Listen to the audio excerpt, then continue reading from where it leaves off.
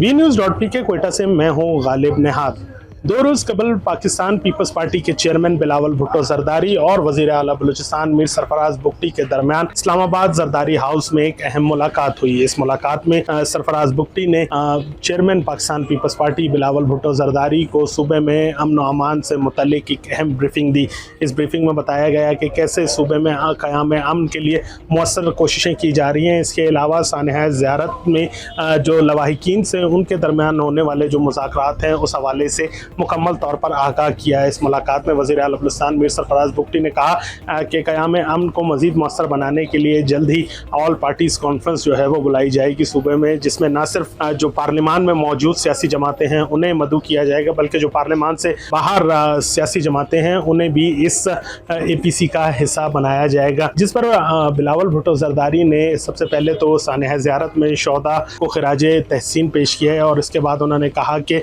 जिस तरह हुकूमत बलूचिस्तान ने सानहा ज़ियारत के लवाहिकीन से मुज़ाकरात किए वो काबिल तहसीन थे। इसके अलावा उन्होंने कहा कि पाकिस्तान पीपल्स पार्टी हमेशा से मुज़ाकरात की सियासत पर यकीन करती है और इस बात का खैर मकदम करती है कि बलूचिस्तान हुकूमत जो है वो